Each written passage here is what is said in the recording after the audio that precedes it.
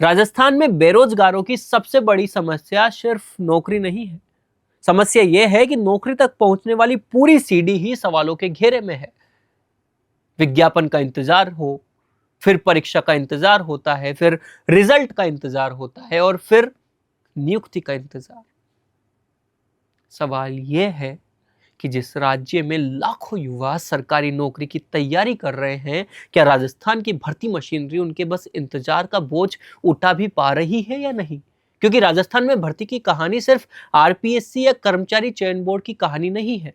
ये उस युवा की कहानी है जो 2-3 साल एक परीक्षा के पीछे लगा देता है, कोचिंग की फीस देता है, अपना किराया देता है, उम्र की सीमा के अंदर रहने के लिए लगातार कोशिश करता है। और फिर अगर परीक्षा, रिजल्ट या नियुक्ति में जब देरी होती है तो उसका नुकसान सिर्फ कैलेंडर पर नहीं होता, उसका नुकसान उसकी उम्र, पैसे और मानसिक तैयारी तीनों में होता है।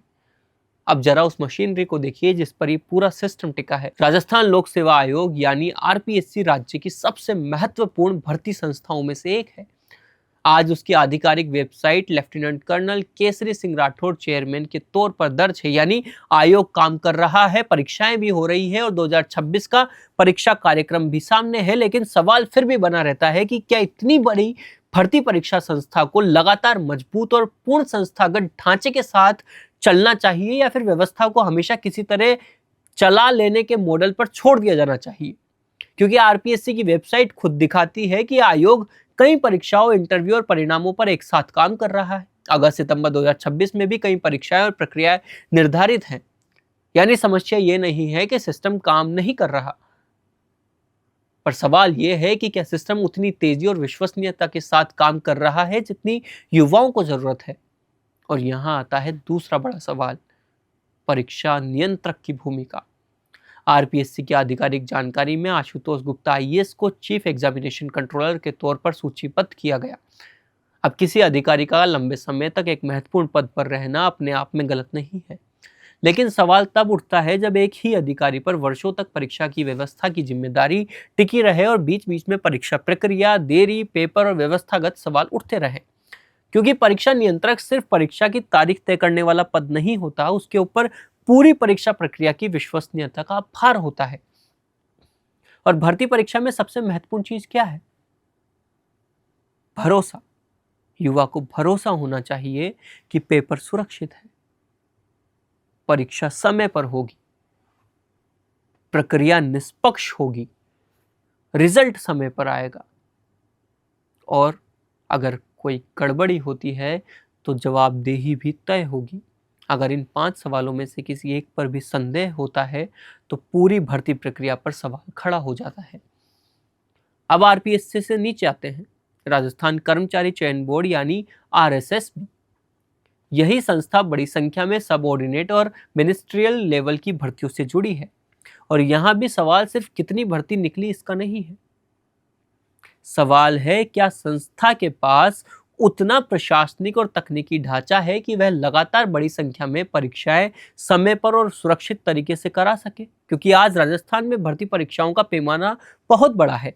एक परीक्षा में लाखों अभ्यर्थी हो सकते हैं, हजारों परीक्षा केंद्र हो सकते हैं। Data, question paper, CCTV, biometric, server, एजेंसियां, सुरक्षा सब एक चेन का हिस्सा होता है। और इस चेन की एक कड़ी अगर कमजोर हो जाती है तो पूरी परीक्षा पर सवाल आ जाता है। इसलिए आरएसएसबी का हालिया कदम भी ध्यान देने लायक है। बोर्ड ने कुछ परीक्षा केंद्रों पर जैमर्स लगाने का पायलट किया ताकि नकल और इलेक्ट्रॉनिक माध्यम से होने वाली गड़बड़ियों को रोका जा सके। मतलब सिस्टम अपनी सुरक्षा मजबूत करने की कोशिश तो कर रहा है, लेकिन सवाल यह है कि सुधार पहले क्यों नहीं हुए और क्या हर सुधार किसी विवाद के बाद आएगा? क्योंकि बेरोजगार युवा को सिर्फ परीक्षा नहीं चाहिए, उसे परीक्षा ऐसी चाहिए जिस पर उसको भरोसा हो सके। अब इस पूरी कहानी का सबसे बड़ा राजनीतिक पहलू भी समझना जरूरी है। राजनीतिक दल बेरोजगारी पर खूब बोलते हैं, विपक्ष सरकार को घेरता है, सरकार नई भर्तियों की घोषणाएं भी करती है, लेकिन शायद सबसे कम चर्चा उस जगह पर होती है जहां बेरोजगार और नौकरी के बीच का पूरा पुल बना है। रिक्वायरमेंट इंस्टीट्यूशंस, कितने पद खाली है, कितने भर्तियां लंबित है, कितनी परीक्षाओं में देरी है, कितने रिजल्ट अटके हुए हैं, कितनी भर्तियों में कानूनी विवाद है, कितनी बार परीक्षा प्रक्रिया बदली गई, और सबसे महत्वपूर्ण, गलती होने पर जिम्मेदारी किसकी तय हुई। यही वे सवाल है जिन पर राजनीतिक बहस ज्यादा होनी चाहिए, क्योंकि बेरोजगारी पर भाषण देना बहुत आसान है, लेकिन भर्ती प्रक्रिया को समयबद्ध, पारदर्शी और भरोसेमंद बनाना मुश्किल काम है, और यही सरकार की असली परीक्षा शुरू होती है। एक सरकार ये कह सकती है कि हमने हजारों पदों पर भर्ती निकाली, दूसरी सरकार ये कह सकती है कि हमने पहले से ज्यादा परीक्षाएं कराई, लेकिन बेरोजगार युवा का सवाल बहुत सीधा है कि मेरी परीक्षा कब होगी, मेरा रिजल्ट कब आएगा, मेरी जो परीक्षा हुई उस पर नियुक्ति कब होगी, नियुक्ति में इतना समय लग गया। और अगर इन 3 सवालों का जवाब लगातार टलता रहता है तो घोषणा चाहे कितनी भी बड़ी हो, युवा के लिए उसका मतलब छोटा हो जाता है।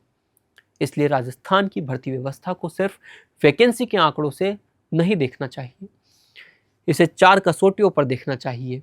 पहली, कि भर्ती कितनी निकली, दूसरी की परीक्षा कितनी जल्दी हुई, तीसरी रिजल्ट और नियुक्ति इन दिनों रीटेक, तीसरी की रिजल्ट और नियुक्ति दोनों के बीच में कितना अंतर है, और चौथी की पूरी प्रक्रिया पर युवाओं का भरोसा कितना है। क्योंकि असली सुधार तब होगा जब सरकार सिर्फ ये नहीं बताएगी कि हमने कितने पद निकाले, बल्कि यह भी बताएगी कि इन पदों पर भर्ती की पूरी प्रक्रिया इतने समय में पूरी हो जाएगी और इसकी जवाबदेही इतने लोगों की होगी। याद रखिए कि भर्ती सिर्फ पद निकालने का नाम नहीं होता, भर्ती एक पूरी मशीनरी होती है, और अगर उस मशीनरी में कहीं अध्यक्ष का सवाल है, कहीं प्रशासनिक क्षमता का सवाल पैदा होता है, कहीं परीक्षा की सुरक्षा का सवाल अगर सामने आता है, कहीं रिजल्ट में देरी आती है, तो सबसे ज्यादा कीमत कौन चुका रहा है? ना कोई नेता, ना कोई प्रशासनिक अधिकारी, वो युवा जो अपनी जिंदगी के सबसे महत्वपूर्ण साल एक सरकारी नौकरी की तैयारी में लगा रहा है।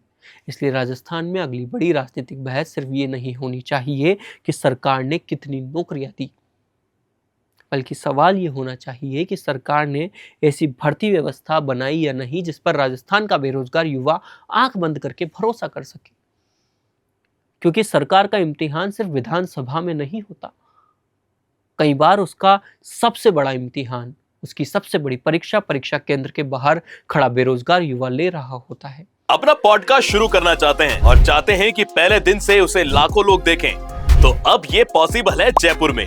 जयपुर का सबसे तेजी से बढ़ता हुआ digital news channel the fact India आपके पॉडकास्ट को वर्ल्ड क्लास बनाने के लिए जयपुर के बीचों बीच श्यामनगर में लाया है world class podcast setup, green screen setup, उसे शूट करने के लिए best state of the art facilities, editor से लेके लाखों फॉलोअर्स और करोड़ों वाली रील्स वाला यूट्यूब चैनल, और ये सब आपको एक ही जगह पर मिलने वाला है। तो पूरी जानकारी के लिए आज ही व्हाट्सएप कीजिए इस नंबर पर।